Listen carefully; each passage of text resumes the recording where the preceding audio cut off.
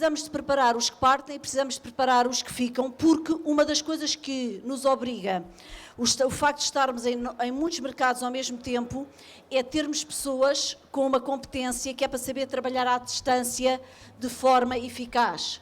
Portanto, saber trabalhar tendo outros lá fora. As novas competências para os próximos 20 anos, que foram definidas há pouco tempo pelo Institute for the Future, são várias, mas eu destacaria a capacidade de trabalhar virtualmente, quando o outro não está ao pé de nós, as competências multiculturais e as competências de ser capaz de tirar todo o partido dos sistemas de informação, que vão por muito para além dos sistemas de informação mais básicos que toda a gente usa no dia-a-dia. Mas vou passar a palavra aos meus colegas, não sei se por alguma ordem especial, pode ser já pela minha direita, e começo pela Maria Manuel, para vos dar o ponto de vista dela sobre esta temática. O desafio hoje é pensar como é que podemos estar preparados para ir para novos destinos, para novos mercados.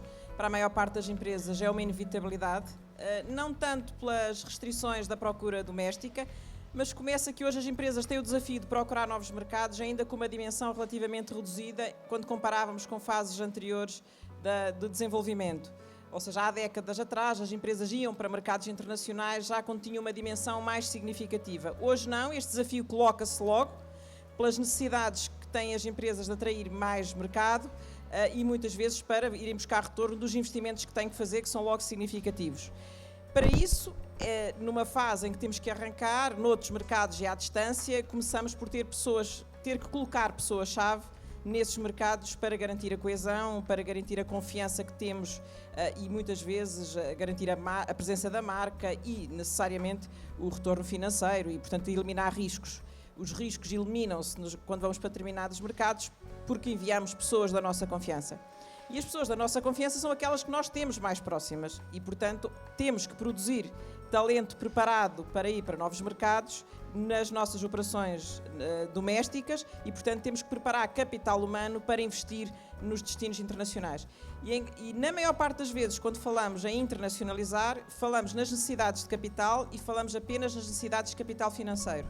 Uma das maiores restrições reconhecidas pelos estudos que a PwC faz em todo o mundo, quando questiona aos CEOs qual é a sua restrição ao crescimento, quase sempre aparece nos 3 primeiras restrições ter talento disponível para capturar o crescimento. E essa restrição é ainda mais forte quando se pergunta aos CEOs no mundo inteiro, isto não é só uma restrição de determinadas geografias, é ter talento disponível para poder capturar as oportunidades de crescimento que estão longe do meu país de destino, de origem, peço desculpa. Portanto, claramente temos que preparar pessoas para estarem fora, temos de preparar as estruturas que ficam dentro para pensar que temos presenças globais e, portanto, muitas vezes coisas tão simples como estar a funcionar 24 horas por dia, por exemplo, coisas tão simples como a barreira da língua, que todos os documentos que são produzidos sejam produzidos à partida numa língua que todos percebemos. E isto significa logo desafios muito grandes de pensar que tipo de capital humano precisamos e como é que nos estamos a preparar para poder ir explorar outros mercados. Mais do que uma inevitabilidade dramática, como se possa pensar pelas declarações que possam ter sido feitas, é uma consequência natural do mundo dos negócios. Estão cada vez mais globais e, portanto, nós temos que procurar novos mercados noutros locais. A partir de uma determinada dimensão, começamos a gerir capital humano à escala global e, portanto, quando pensamos em recrutar pessoas, quando pensamos em ir buscar novas competências, temos que pensar global e, portanto, podemos começar a pensar em outras nacionalidades e recrutar outras nacionalidades e movimentar as pessoas ao longo dos destinos onde estamos presentes. E isso coloca a gestão de capital humano, tal como a gestão de capital financeiro, a uma escala global. Portanto, eu, para não me repetir o que a Maria Manuel teve a dizer, falava se calhar um bocado de 2 aspectos que talvez sejam importantes de reter nesta questão do ir para outros mercados.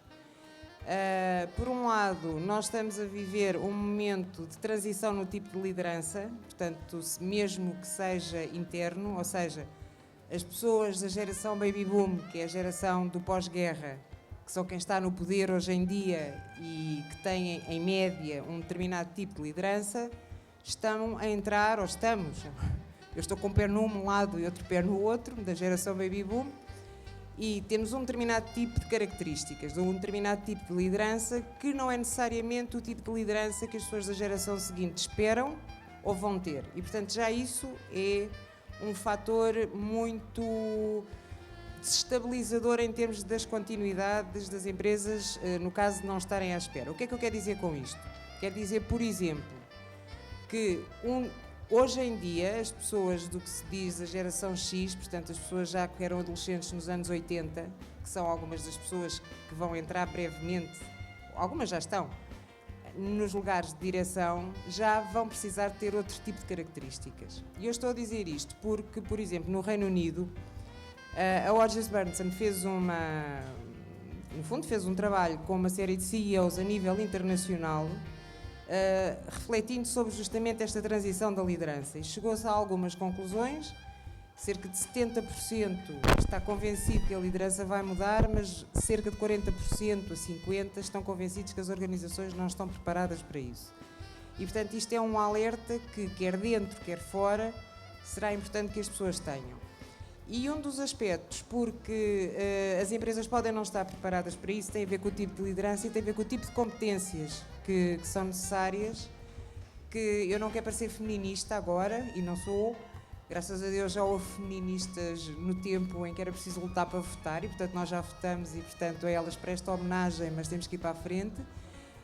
Mas há uma série de características que são valorizadas e que vão ser cada vez mais valorizadas, ligadas ao que se chama a inteligência emocional, e que são consideradas normalmente características mais femininas, como a capacidade de adaptação, a flexibilidade, a capacidade de escuta, o envolvimento, e portanto isto é importante terem atenção quando se escolhe pessoas para ir para novos mercados. Mas mais do que isto, quando se vai para outros mercados, tem que se pensar que não se pode ir replicar o que existe a 100%, porque os novos mercados têm culturas, têm educações, têm histórias, têm passados, têm hábitos.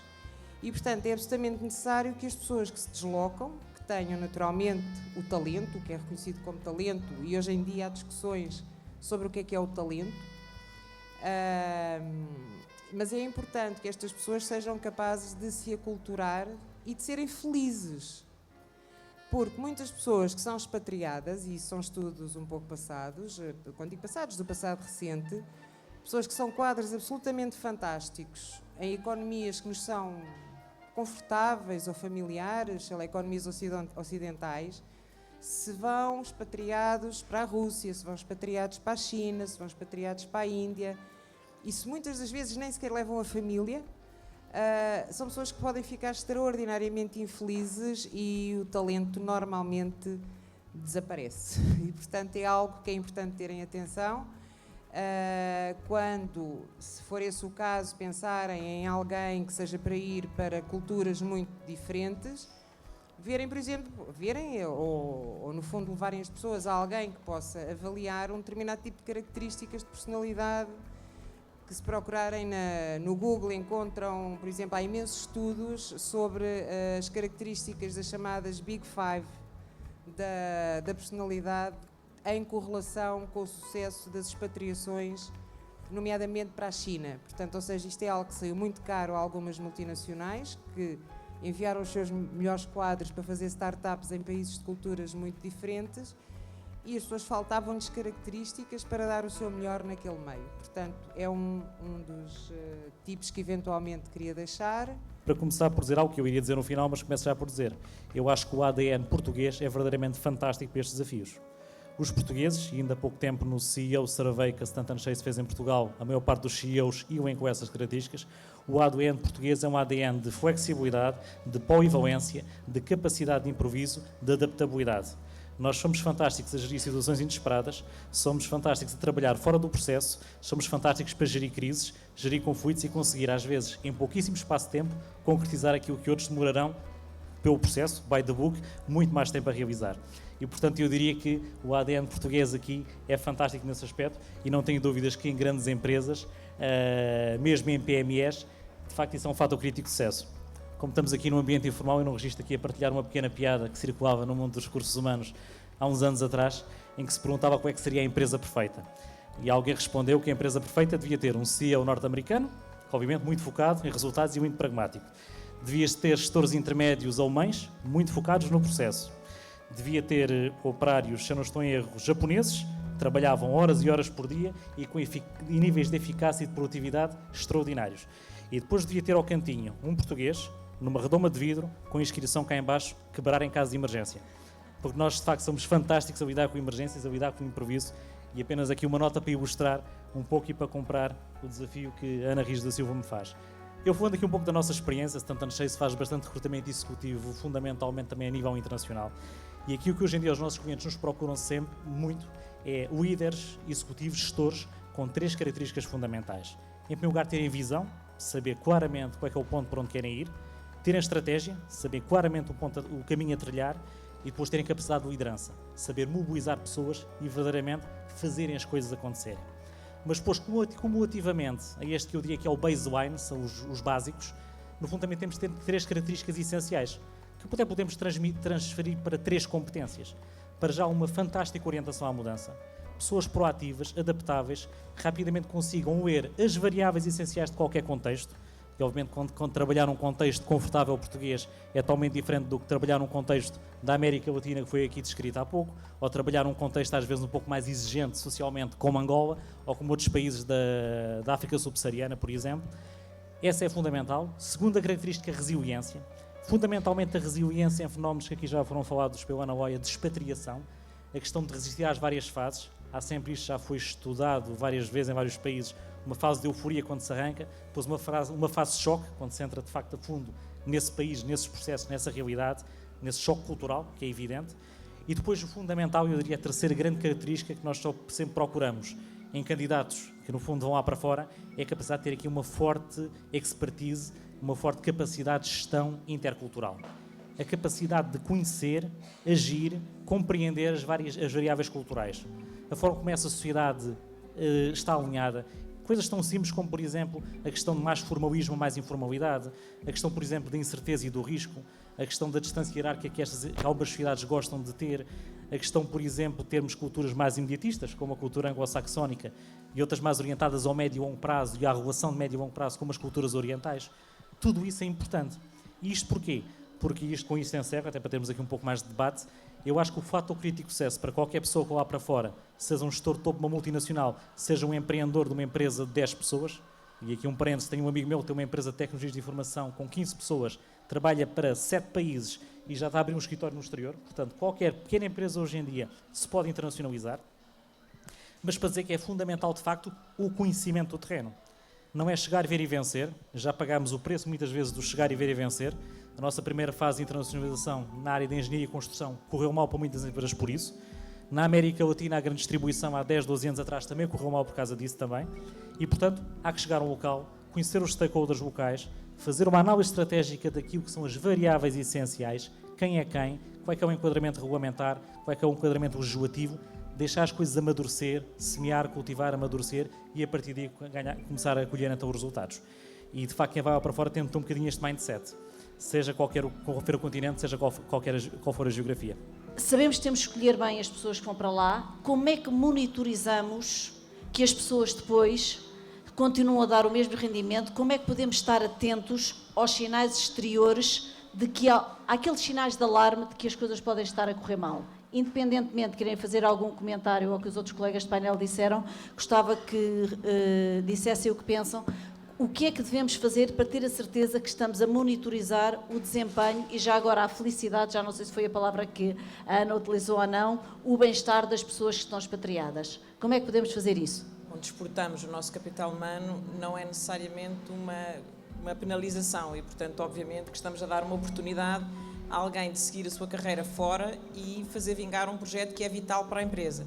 Portanto, como todos os projetos que temos nas organizações, carecem de um acompanhamento e aquilo que nós temos apoiado os nossos clientes a fazer é ter um plano de acompanhamento e de integração gerido tanto por quem está lá e, portanto, um tutor ou mentor para quem está nos países que vão receber este capital humano, e isto até pode ser feito fora da própria organização, muitas vezes porque é a primeira pessoa que vai e, portanto, não há ninguém da própria empresa que o possa apoiar e pode ser desde um parceiro de negócio, enfim, e aí funciona muito bem o network que em Portugal necessariamente sempre existe.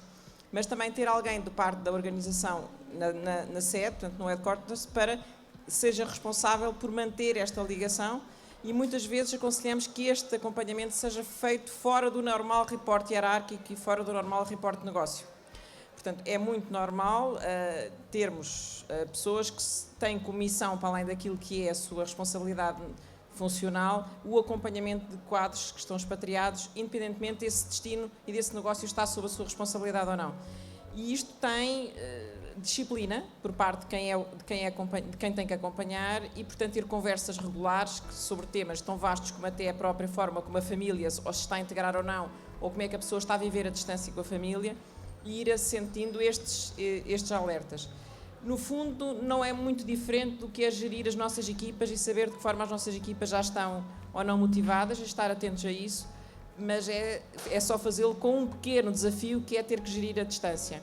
Os resultados, e é o último sinal, é já quando se nós só deixamos esta avaliação da integração apenas por olharmos para os resultados, quando fizermos uma avaliação de desempenho, que é o que normalmente se faz, então muito provavelmente já estaremos perante resultados que não se atingiram, perante maus resultados, quer económicos ou financeiros do projeto, e aí provavelmente já estaremos num momento irreversível. Portanto, há que começar a acompanhar logo, antes até mesmo da pessoa ser expatriada, e manter estes mecanismos de acompanhamento. Esta é a nossa visão. Eu acho que é importante uma empresa, para começar, ter o processo bem estruturado. Saber por que expatria, por quanto tempo expatria, com condições, com que apoio, com conforto, enfim. Ter o máximo planeamento possível, especialmente em geografias mais agressivas, porque isso seguramente é o fator crítico de sucesso para que as coisas corram bem. Isto numa primeira fase. Agora, o apontamento que eu quero dar muito breve é o seguinte, e isto é cada vez mais uma tendência internacional. Os sistemas tradicionais de expatriamento, muito focados naqueles benefícios fantásticos que se dão à pessoa durante 6 meses, durante 2 anos, estão claramente em desuso. Nós estamos a ficar uma economia global, cada vez mais empresas vão tentar ter uma cultura de mobilidade internacional, em que, acima de tudo, isto é focado tudo na gestão de carreira. Quem de facto sente que quer ter uma carreira internacional não está tão focado aqui na questão dos benefícios, ou de viver principescamente durante 6 meses ou 1 ano em Angola e Moçambique. Acima de tudo, quer uma carreira internacional que lhe dê desenvolvimento, que lhe dê novos desafios, que lhe permita novos achievements, e a partir daí, sim, eu embarco nisto e posso estar 2 anos numa geografia, 3 anos noutra, 4 anos noutra, e depois, se calhar, dou um salto para outra organização. Este é cada vez mais o mundo da internacionalização, e não tenho dúvidas que é esse o caminho. Mas, para rematar, sim, este acompanhamento é fundamental, ser feito, ser planeado, ser rigorosamente executado, sem dúvida. A colaboração virtual, trabalhar com pessoas online, é fundamental para quem internacionaliza. Quando falou há bocado que há uma mudança de paradigma na liderança, eu presumo que isto faça parte da mudança de paradigma. É a sua convicção, pela experiência que tem, que grande parte das pessoas que neste momento estão em lugares de chefia de topo ou imediatamente a seguir, estão preparados para fazer uma liderança virtual, que é como quem diz, liderar pessoas que não estão a ver sentadas à secretária? E a minha resposta é acho que não. E acho que não porque é um bocado assustador. Nós temos um bocado essa experiência. Eu não queria falar muito do que nós fazemos porque não é muito esse o objetivo. Mas de qualquer modo dizer-vos que hoje em dia faz-se avaliações de pessoas à distância, intercontinentalmente, ou seja, existem assessment centers que são feitos remotamente. O que significa que eu estou no Saldanha e estamos a fazer assessment a pessoas que estão em Curitiba, em Maputo, etc. E isto é algo que tradicionalmente algumas das pessoas que estão à frente das empresas ainda ficam muito assustadas, não é? Portanto, ou seja, estas novas gerações já têm no seu ADN esta questão da virtualização. O filho da minha secretária, com 2 anos, estava em frente no outro dia à televisão, a mãe foi dar com ele a fazer assim no ecrã. Portanto, depois daqui a uns anos provavelmente já será assim, não é? Portanto, mas as pessoas já nascem com essa realidade e cada vez vai ser preciso pessoas que consigam trabalhar nessas realidades. Ninguém gosta muito de mudar ou sair da sua zona de conforto, portanto, quem neste momento, e reparem que isto não é uma questão de idade, conheço pessoas bastante novas ou mais novas do que eu, na casa dos 40, que são muito resistentes a este tipo de mudança e continuam a valorizar muito aquilo que é confortável e que conhecem, e conheço pessoas bastante mais velhas do que eu que estão muito mais abertas a essa questão do virtual. Porque realmente, como dizia o Carlos, quer dizer, neste momento o mundo as equipas são globais, não é possível, não faz sentido, eu trabalho nesta área há coisa de quase 30 anos, e no princípio eu lembro-me de haver escritórios, por exemplo, de uma empresa que era o E-Group, em 5 cidades, em Leiria, em Viseu. É impensável, quer dizer, nós hoje ligamos-nos e sabemos que quem nos está a pagar está em Frankfurt. Se nós quisermos reclamar de uma fatura, temos que ligar para Cracóvia, e portanto tudo hoje em dia é muito virtual. Eu penso que é importante também separarmos, e pegando também no que disse quer o Mário Manuel, quer o Carlos, e eu estou de acordo com o que ambos disseram, não nos esquecermos também das pequenas e médias empresas nesta questão da expatriação, que é agora então voltar a pegar no tema anterior.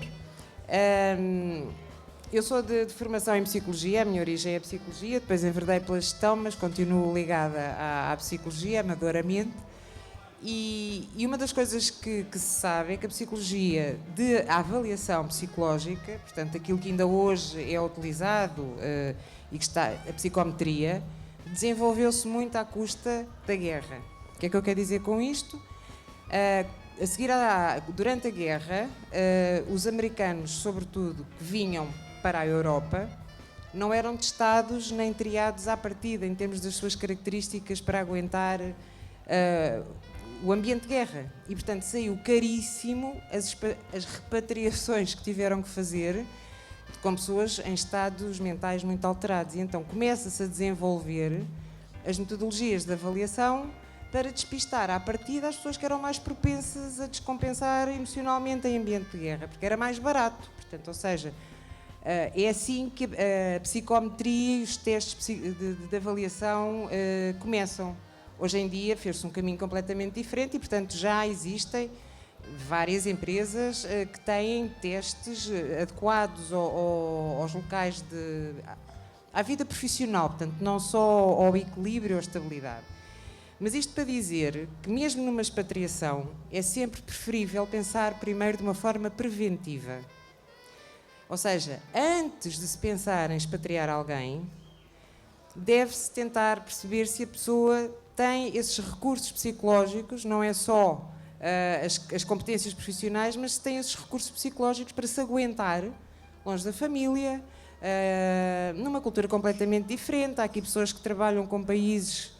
Eu, por exemplo, eu tinha imensa dificuldade em marcarem uma reunião para as 9 e chegarem às 11h30, porque eu às 9h30 já lá não estava. E, portanto, quem vai para aí sabe que tem que ser capaz, não é? Porque é as regras do jogo. E, portanto, isso é melhor saber-se à cabeça. Sai mais barato, previne dissabores e prejuízos às empresas e dissabores também às pessoas, que muitas vezes, para fazerem seguir um bocadinho o sonho do ir para fora, e estou também de acordo com o Carlos, eu penso que a palavra expatriação começa a ter características diferentes, não é? Antigamente nós falávamos dos expatriados, era uma classe social nova quase, não é? Portanto, tinha salários faraónicos e condições extra. Hoje em dia não, portanto é uma imigração, são migrações de nível sociocultural elevado, o mundo é global, portanto as pessoas quando vão para um país vão para esse país, depois quando vão para o outro vão para o outro, da mesma maneira que num país as pessoas podem andar de uma cidade para a outra. De facto, o mundo é global. E eu não sou das pessoas que valorizo ou faço hipérboles das diferenças entre Norte e Sul, mas todos sabemos que o Sporting e o Benfica é diferente, que o Alentejo e o Ribatejo é diferente, que o Minho e o Algarve é diferente, portanto, muito mais diferentes são os países. Portanto, eu acho que é muito importante que essa prevenção seja feita à partida, sobretudo nas pequenas e médias empresas. Nas empresas de maior dimensão, como dizia a Maria Manuel, apesar de tudo é mais fácil lidar com este tipo de situações porque tem uma massa crítica maior e, portanto, já tem os ditos mentores, já tem tudo isso, que se calhar as PMEs terão de fazer de uma forma mais virtual, não é? E ao Skype, há 500 coisas que daqui a 10 anos ainda serão com certeza com hologramas e tudo isso, que nós nem sabemos como vai ser, mas vai ser tudo muito mais próximo. Mas a resposta à sua pergunta é, eu acho que não, que as pessoas que estão à frente das empresas não estão preparadas para essa realidade e estão muito assustadas com isso.